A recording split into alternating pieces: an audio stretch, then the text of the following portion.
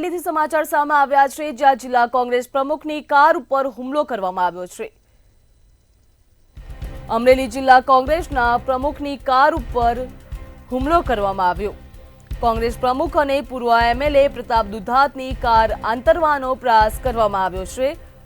ગામ મોડી રાત્રે ધારીના દુધાળા ગામ નજીક જ આ ઘટના બની હતી। સોમનાથથી પરત ફરી રહેલા પ્રતાપ દુધાતની કાર ઉપર હુમલો કરવામાં આવ્યો, જ્યાં પ્રતાપ દુધાતની કાર ઉપર ધોકા વડે હુમલો કરવાનો પ્રયાસ પણ કરવામાં આવ્યો છે।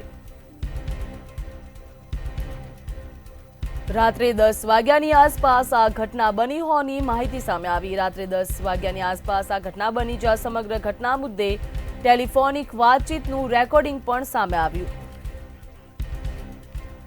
વધુ વિગત સાથે સંવાદદાતા પરેશ પરમાર આપણી સાથે ફોનલાઈનમાં જોડાઈ ચૂક્યા છે।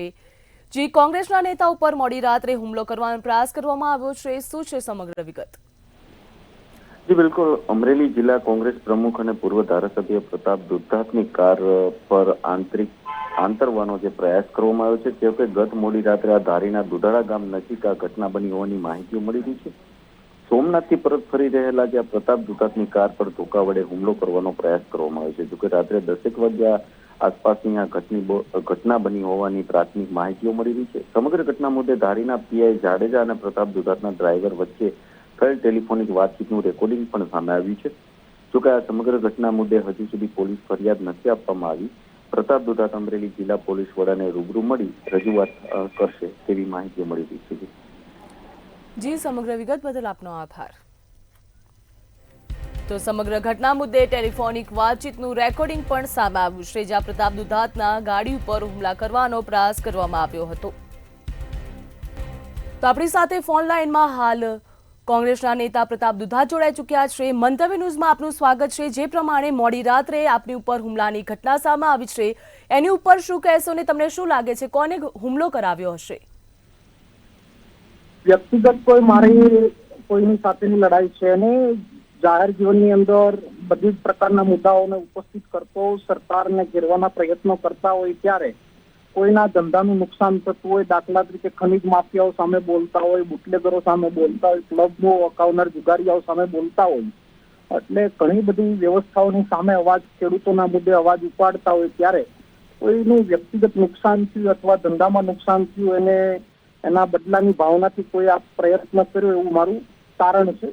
આખરી નિર્ણય અને આખરી વાત તો અમરેલી જિલ્લાના ડીએસપી જ આપશે, એ તપાસ કરી જશે અને તપાસના અંતે એ પોતે જ મીડિયાને જવાબ આપે એવું હું આશા વ્યક્ત કરું છું અને કાયદેસરની કાર્યવાહી તાત્કાલિક થાય, કડકમાં કડક અમલવારી થાય।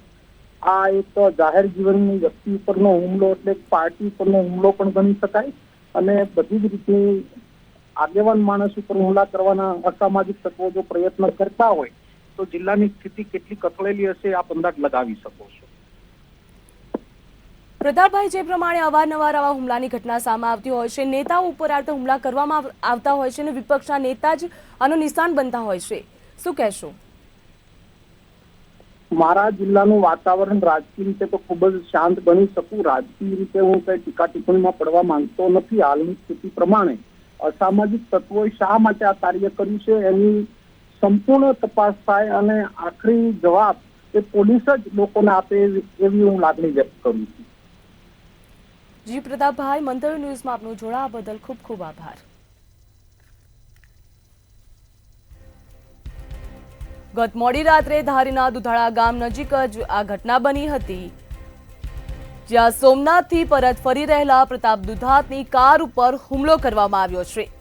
પ્રતાપ દુધાતની કાર ઉપર ધોકા વડે હુમલા કરવાનો પ્રયાસ કરવામાં આવ્યો છે,